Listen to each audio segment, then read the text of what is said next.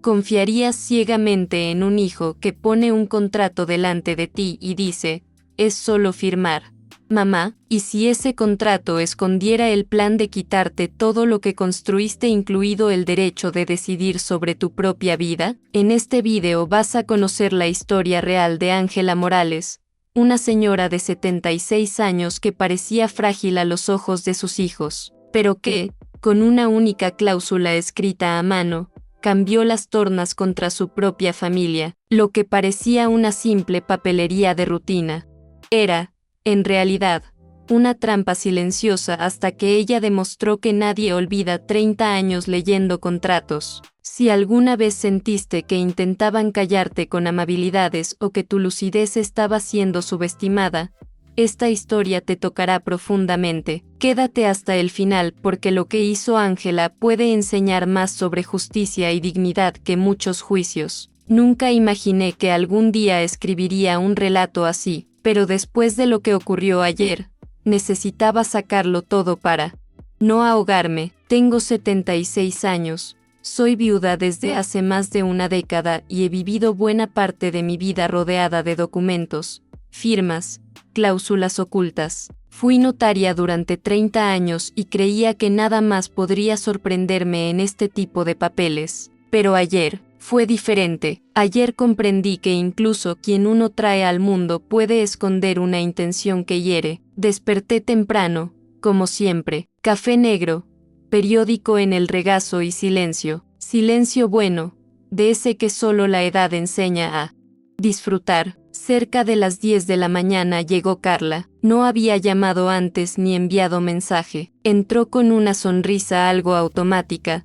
Me abrazó rápido y enseguida sacó unos papeles del bolso. Dijo que necesitaba hablar conmigo de cosas importantes. Ni siquiera se sentó bien. Yo, en ese momento, sentí ese frío en el estómago que se siente cuando alguien quiere hablar en serio, pero no te mira a los ojos. Enseguida apareció Esteban, también sin avisar. Trajo una carpeta negra, de esas de oficina, perfectamente organizada. Hablaba demasiado tranquilo, explicando que todo era para protegerme, para facilitar las cosas en el futuro por si me pasaba algo. Usó palabras como planificación sucesoria, transmisión de bienes, resguardo legal. Yo escuché en silencio, no interrumpí ni pregunté, solo observé los rostros de ambos, intentando entender qué había detrás de tanto cuidado que, sinceramente, parecía más obligación que cariño. Cuando me entregaron los documentos para firmar,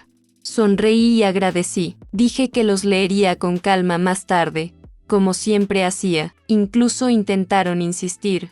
No es necesario, mamá. Es algo sencillo. Ya lo vimos con un abogado de confianza. Pero repetí, después firmo. Vi el intercambio de miradas entre ellos, rápido, pero cargado. Y en ese momento supe que había algo mal, muy mal. Esperé a que se fueran, con aquella excusa de que tenían compromisos y no podían quedarse mucho. En cuanto cerré la puerta, fui directamente a la mesa del salón.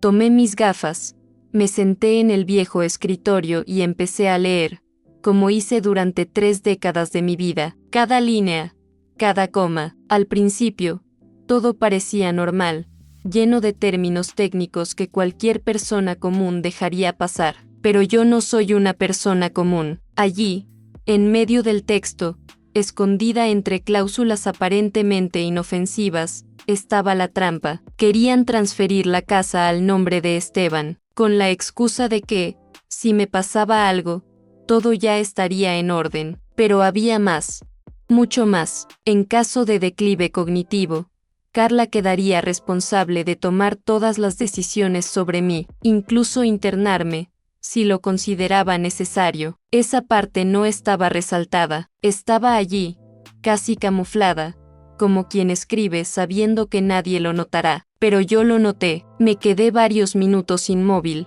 con el corazón acelerado. La casa donde vivo no es solo un inmueble, es donde viví con su padre, donde mis nietos corrieron cuando eran pequeños, donde planté mi jardín, preparé mis Comidas en silencio y lloré mis penas en secreto. Intentar quitarme eso, sin siquiera hablar de verdad, fue como decirme, sin palabras, que ya no soy capaz, que estoy pasada, que soy un peso que hay que administrar. Y lo peor no fue solo eso, lo que más me dolió fue darme cuenta de que no creían que me daría cuenta, que leería por encima, que confiaría ciegamente, como si todo mi historial profesional, toda mi lucidez, hubiera desaparecido solo porque mis cabellos se volvieron blancos, como si ahora yo fuera simplemente la madre anciana que firma donde le indican. Fue entonces cuando decidí, no los confrontaría, no todavía, actuaría a mi manera. Fui a mi cuarto,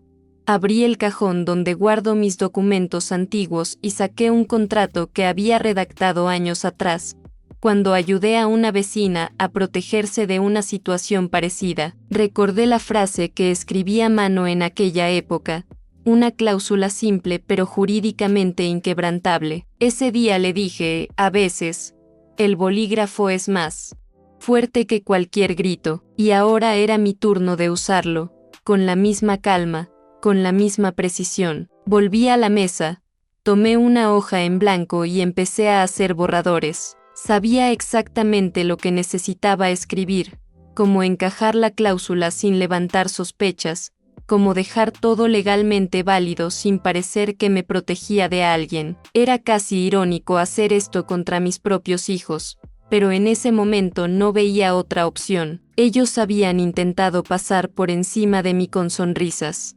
Ahora descubrirían el peso de mi firma. Tardé más de una hora revisándolo todo. Hice los cambios necesarios en el documento original y luego imprimí la nueva versión. Guardé la anterior con mis anotaciones como prueba. Organicé todo con cuidado y lo coloqué en la carpeta negra, exactamente como Esteban la había dejado. Al día siguiente se la devolvería, con una sonrisa serena y una frase corta, ahora está todo en orden. Ellos no sospecharían nada. Aquella noche no dormí bien. No era miedo, era una mezcla de tristeza e indignación. Nunca imaginé que necesitaría protegerme de mis propios hijos, pero tampoco fue una sorpresa total. Desde hacía tiempo sentía cierta frialdad, una prisa en las conversaciones, una objetividad forzada, como si mi presencia fuera un peso que cargaban por obligación. Ayer solo confirmó lo que mi instinto ya me gritaba desde hacía tiempo. A la mañana siguiente,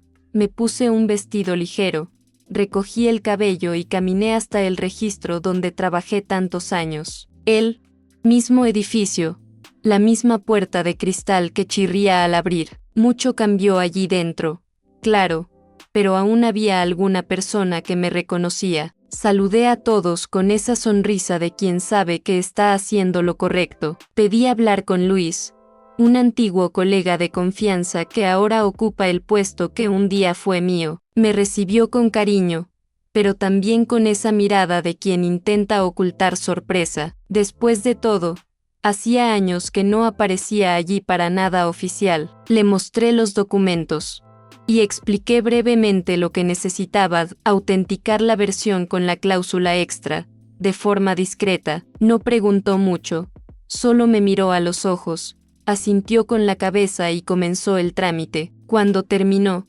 sostuvo mi mano un instante, no dijo nada, y fue mejor así. Salí de allí con una paz extraña, de esas que solo llegan cuando una hace algo difícil pero necesario. Caminé de regreso a casa muy despacio, observando los árboles de la calle, los muros que conozco desde hace décadas. Cada paso parecía llevar un poco más de mi historia, de la mujer que aún soy, a pesar de lo que intentaron hacerme creer. La carpeta con los documentos estaba firme en mi mano, y en mi corazón, una certeza, yo seguía al mando. Por la tarde, Carla vino a buscarme. Dijo que necesitaba que llevara los papeles para que Esteban los revisara. Me pareció curioso que ni siquiera preguntara si los había leído, si tenía dudas, si quería hablar de algún punto. Simplemente esperaba que hubiera hecho lo que mandaron. Entré en el coche, sujeté la carpeta en el regazo y mantuve la mirada fija en la ventana, no por rabia, sino por protección. Algunas penas no se exhiben, solo se guardan. Cuando llegamos a casa de Esteban, él ya estaba en la puerta, todo sonriente, como si fuera un día más. Su casa siempre fue impecable, moderna, llena de cristal y muebles claros. Pero ese día todo parecía un poco frío, sin alma. Le entregué la carpeta, agradeció y empezó a hojear, como quien quiere deshacerse rápido de la parte burocrática. Carla se sentó en el sofá y tomó el móvil, ni me miró. Todo fue tan automático, tan mecánico, que por dentro casi me reí. Esteban firmó los papeles y dijo que los llevaría a archivar con el abogado. Yo solo asentí con la cabeza y dije, "Oh, así me quedo más tranquila". Él sonrió, satisfecho, sin imaginar que estaba firmando un documento completamente distinto al que me había dado. La cláusula extra estaba allí, camuflada entre las demás, con todo el peso legal necesario. Esa firma suya fue como una confesión de que, aunque no quisieran, me dejaban el control. Cuando Carla me dejó de vuelta en casa, fue todo muy rápido. Un beso en la frente, un cuídate, mamá, y la puerta del coche cerrándose enseguida. Entré, me quité los zapatos y me senté en el sofá del salón, donde aún se podía oler el café de la mañana. El día había sido largo, intenso, pero por fin había terminado. Miré alrededor de la casa y sentí un orgullo difícil de explicar. Habían intentado sacarme de aquel lugar, pero no lo lograron. Más tarde, ya acostada, estuve pensando en todo. No lloré, no pude. Tal vez era cansancio, tal vez un dolor más profundo que ninguna lágrima resuelve. Me quedé mirando el techo, recordando cada detalle del día y preguntándome, ¿cuándo empezaron mis hijos a verme como alguien incapaz? ¿O acaso nunca me vieron de verdad? De cualquier modo, había hecho lo que necesitaba hacer, y eso nadie podía cambiarlo. Al día siguiente, recibí un mensaje de Esteban. Decía que todo estaba bien con la documentación y que podía estar tranquila. Tranquila, exactamente esa fue la palabra que usó, como si me hubiera hecho un favor, como si yo fuera alguien que necesitaba ser tranquilizada. Respondí solo con un ok, sin punto final. Sabía que pronto descubriría la modificación que hice, pero no sería por mí, sería por un registro, y cuando sucediera, no habría vuelta atrás. Pasé el día organizando cosas viejas en casa, abriendo cajones que no tocaba hacía meses. Encontré cartas de Jorge, mi esposo, fotos de los niños pequeños, dibujos de los nietos. Fue un día de recuerdos silenciosos, como si mi vida me abrazara mientras intentaba digerir la realidad actual. Era muy irónico. Yo, que pasé la vida ayudando a otros a proteger sus bienes, ahora tenía que protegerme de mis propios hijos. Pero, al mismo tiempo, sentía una serenidad extraña, como si hubiera cumplido una misión. Más tarde, Carla llamó. Quería saber si quería que viniera el fin de semana para echar un vistazo a ¿cómo están las cosas? Le dije que no hacía falta, que todo estaba bajo control, y lo estaba de verdad. Me di cuenta de que ya no quería esas visitas frías, esas conversaciones llenas de rodeos e intenciones ocultas. Me cansé de fingir que no noto. Si van a visitarme por obligación, prefiero el silencio de la casa. Por la noche, me senté en la terraza con un té caliente. El cielo estaba despejado. Una brisa suave golpeaba mi rostro. Respiré hondo, cerré los ojos y dejé que ese momento me atravesara, no como una victoria, sino como un alivio. Había actuado con firmeza, con la calma de quien conoce el peso de las palabras, y, más que nada, me había respetado. Tal vez eso era lo que más me dolía, saber que, si no hubiera hecho nada, nadie lo habría hecho por mí. Pasé días pensando en la idea del enfrentamiento, si valía la pena sentarme con ellos y exponerlo todo, mostrar la cláusula, decirles que sabía desde el principio lo que intentaban hacer. Pero cuanto más lo pensaba, más me daba cuenta de que no hacía falta. No se trata de probar nada, se trata de protegerme, de mantener mi autonomía, incluso si eso significa guardar ciertos dolores solo para mí. A veces, el silencio también es un límite, y el mío quedó establecido en el papel, con firmeza y sin alarde. Empecé a notar algunos cambios sutiles en su comportamiento. Carla comenzó a mandar mensajes más frecuentes, preguntando si necesitaba algo, si me estaba alimentando bien. Esteban desapareció unos días. Luego, apareció con una invitación para almorzar fuera, cosa que no hacía desde hacía años. No sé si intentaban compensar o si habían empezado a darse cuenta de que yo seguía atenta, pero algo era seguro, la dinámica había cambiado, y no fue porque yo lo pidiera, sino porque actué. Volver a mirarme al espejo con respeto fue una de las partes más difíciles. Por más que hubiera hecho todo bien, la tristeza seguía allí, pegada al pecho como un nudo que no se deshace fácilmente. Fui creando una rutina más enfocada en mí, retomé mis caminatas con más frecuencia, volví a escribir en un cuaderno viejo que usaba cuando trabajaba, pequeñas cosas que, juntas, me recordaban que existo fuera de la función de madre, fuera de la idea de ancianita dependiente. Una tarde, mientras ordenaba unas carpetas antiguas, encontré una tarjeta de cumpleaños que Esteban me dio cuando era niño. Decía que yo era la mujer más inteligente del mundo. Leí eso y sonreí,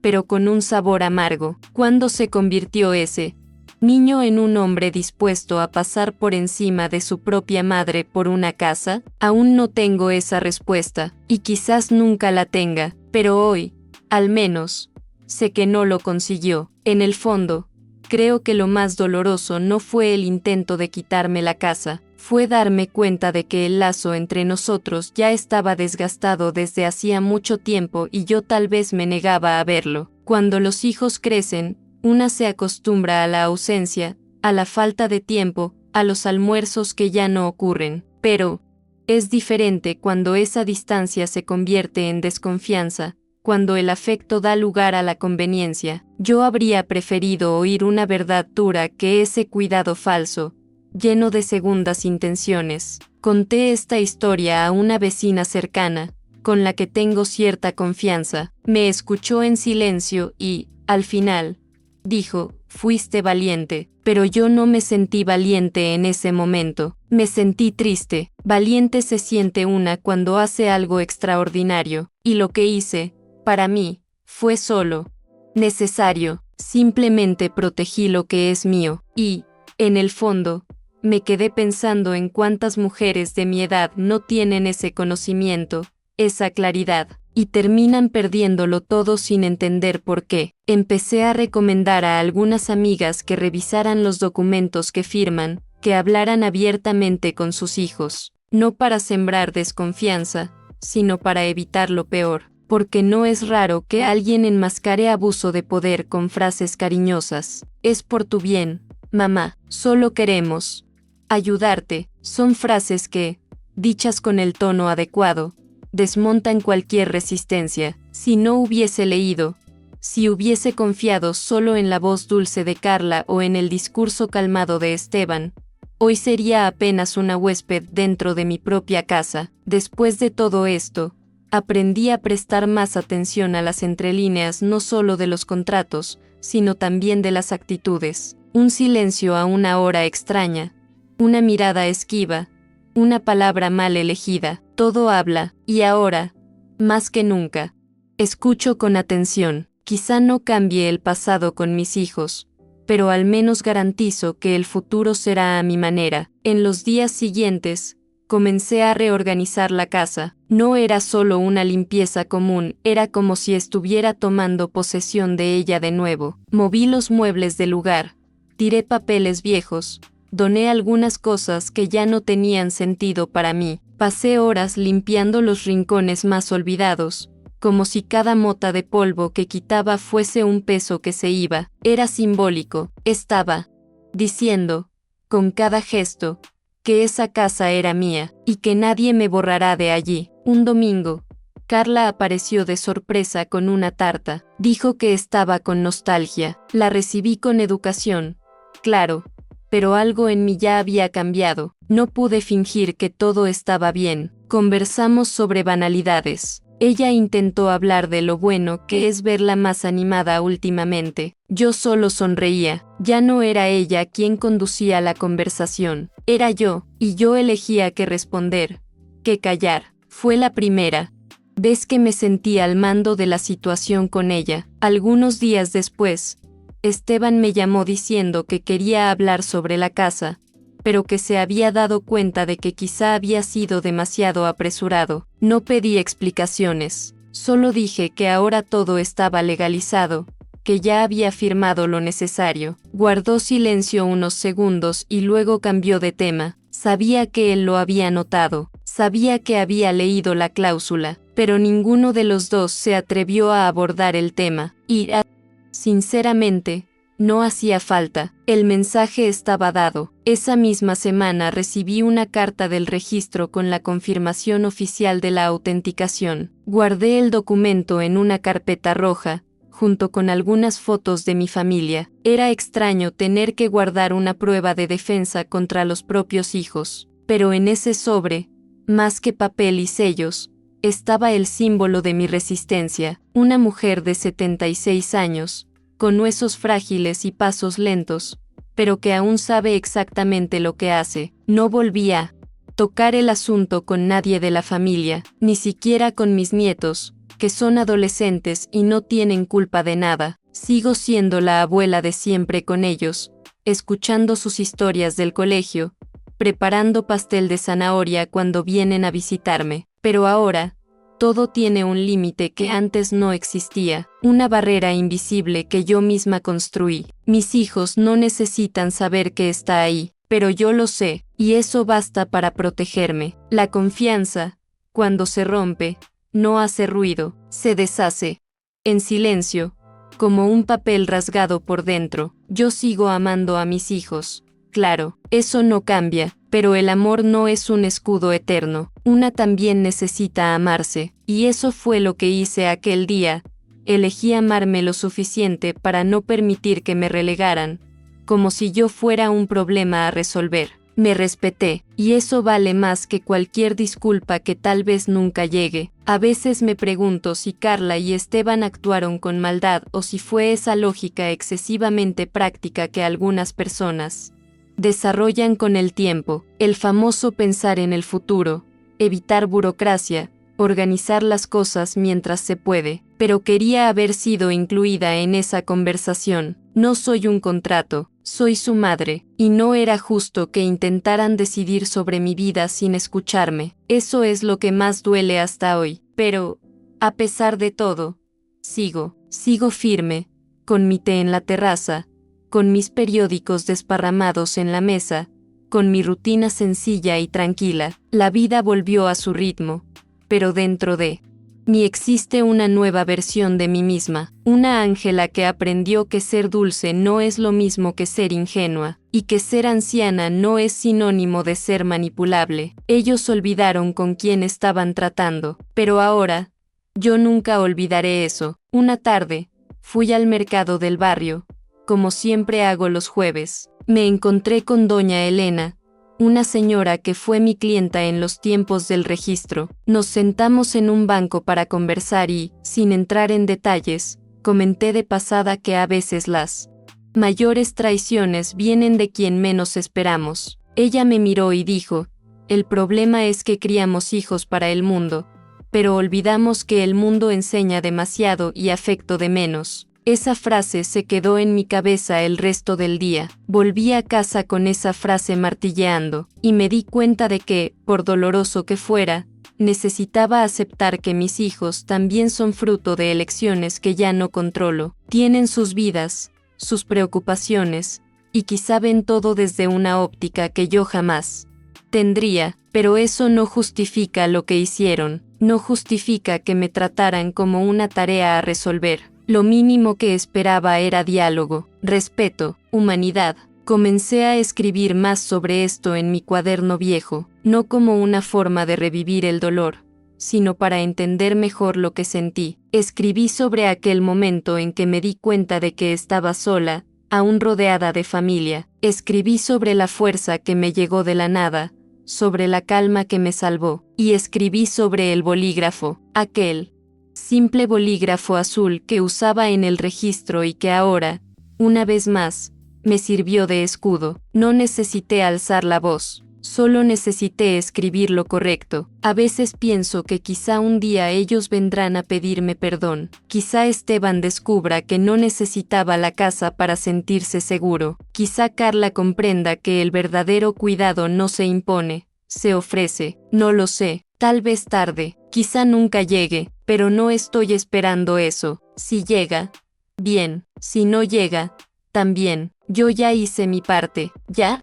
Me defendí como pude, y sigo aquí, viviendo mi vejez con la dignidad que tanto luché por mantener. Esteban, por otro lado, parece haberse retraído. Desde que descubrió la cláusula no volvió a tocar el tema. Envió algunos mensajes genéricos, preguntó por los nietos, mencionó el trabajo, todo muy superficial, y, sorprendentemente, lo prefería así. Si no está listo para reconocer lo que intentó hacer, entonces que permanezca en su silencio. Yo sigo en el mío. Al menos ahora sabe que no soy una pieza fácil de mover en un tablero que creía controlar. Con el paso de las semanas me fui sintiendo más ligera. La herida sigue.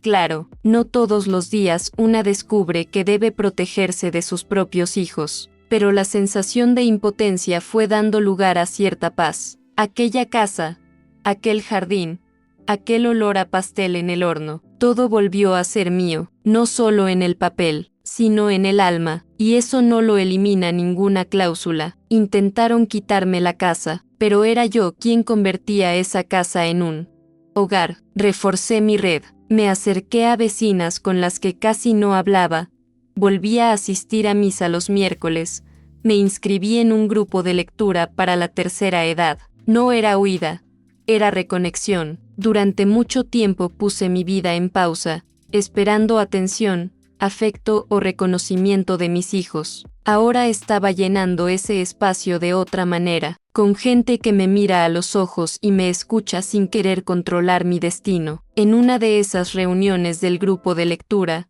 la coordinadora pidió que cada una trajera un objeto que simbolizara un momento decisivo de su vida. Yo llevé un bolígrafo común, azul, de papelería. Cuando llegó mi turno, solo dije, con él recuperé mi voz. Algunas lo entendieron de inmediato, otras me miraron curiosas, pero en ese momento, no necesitaba explicar más. Aquel bolígrafo era la prueba silenciosa de que yo, incluso en silencio, luché y vencí. Nunca pensé que la parte más difícil de envejecer sería hacerse oír. Hablamos, pero parece que el sonido no llega. La expresión que ponen cuando empezamos a contar algo, una impaciencia disfrazada de cariño, lo dice todo. Pero aquel día me enseñó que, a veces, la mejor forma de ser escuchada es escribir. No un texto bonito, ni una carta emotiva. Escribir con base, con ley, con claridad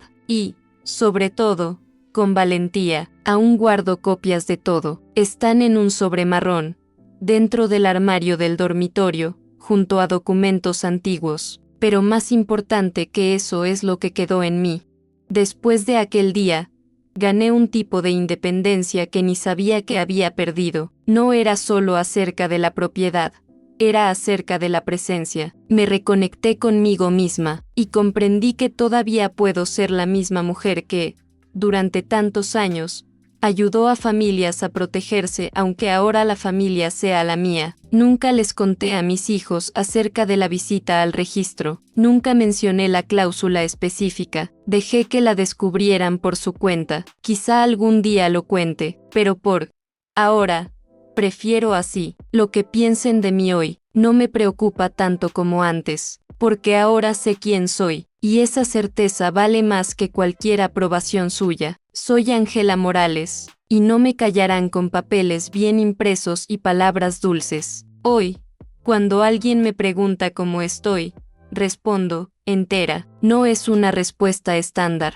es una conquista. Sigo viviendo mis días simples, regando plantas, leyendo el periódico, preparando mi café, pero ahora, hago todo eso sabiendo que, cuando intentaron borrarme con papeles, sujeté firmemente el bolígrafo y escribí mi propio final de capítulo, y, quizás, el comienzo de uno nuevo. A veces me pregunto qué habría pasado si hubiera firmado sin leer. Si aquel día hubiera confiado como esperaban, probablemente aún estaría aquí, en la misma casa, pero sin ser su dueña. Quizá ya estarían haciendo planes que no incluirían mi opinión. Tal vez estaría viviendo como huésped de mi propia historia, y pensarlo me da escalofríos, porque no tendría vuelta atrás, y nadie me devolvería lo que dejara escapar por descuido. Hace poco recibí la visita de un antiguo cliente del registro, el señor Ramón, que vino a agradecerme por algo que hice por él años atrás. Dijo que nunca olvidó cómo lo alerté sobre un detalle que podría haber acabado con el pequeño negocio familiar. Él no sabía lo que me pasó ahora, pero sus palabras llegaron como un abrazo. Me recordó que, incluso en silencio, dejamos huellas, y a veces, son esas huellas las que nos salvan.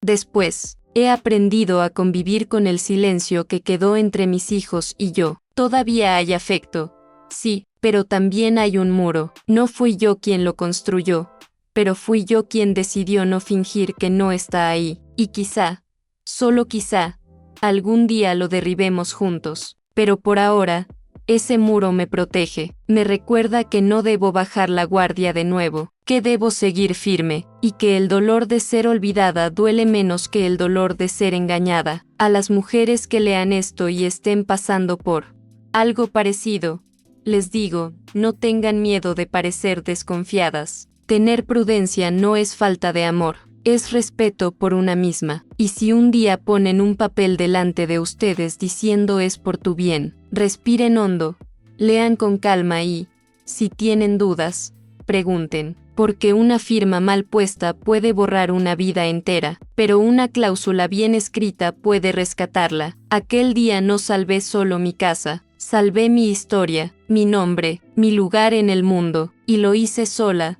sin alarde, sin gritar, solo, siendo quien siempre fui una mujer que lee hasta la última línea, que escucha lo que no se dijo, que no entrega su vida por confianza ciega. No necesité ser agresiva, necesité ser firme, y ser firme, descubrí, es una forma de amor propio que nadie puede quitarnos. Hoy, miro mi viejo escritorio con otro sentimiento. No es solo un mueble antiguo, es el altar silencioso donde reencontré mi fuerza, y cada vez que paso por el recuerdo, cuando intentaron callarme con papeles, respondí con la misma tinta, no para herir, sino para recordarme que aún estoy viva, lúcida y en control. Me llamo Ángela Morales. Y mientras tenga un bolígrafo en la mano, nadie escribirá mi historia por mí. Si llegaste hasta aquí, quiero que sepas que esta historia no es solo de Ángela, es de muchas personas que, en silencio, enfrentan desafíos parecidos. Cuéntame en los comentarios si ya pasaste por algo así o si conoces a alguien que vivió algo similar. A veces, compartir estas experiencias ayuda a entender que no estamos solos. Si esta historia te conmovió de alguna manera, compártela con alguien que pueda necesitar oírla hoy, porque a veces la fuerza viene de la palabra que llega en el momento justo, de la mirada que acoge, del gesto que dice te entiendo. Y si quieres acompañar más historias reales, hechas para quien busca más verdad y menos ilusión, quédate aquí conmigo. Recordemos juntos que, incluso en los momentos más difíciles, la dignidad y el amor propio siempre pueden prevalecer. Gracias por llegar hasta el final. Eso ya es un acto de valentía tuyo y de todos los que, como Ángela, eligen luchar por sí mismos, con calma, con firmeza, con corazón.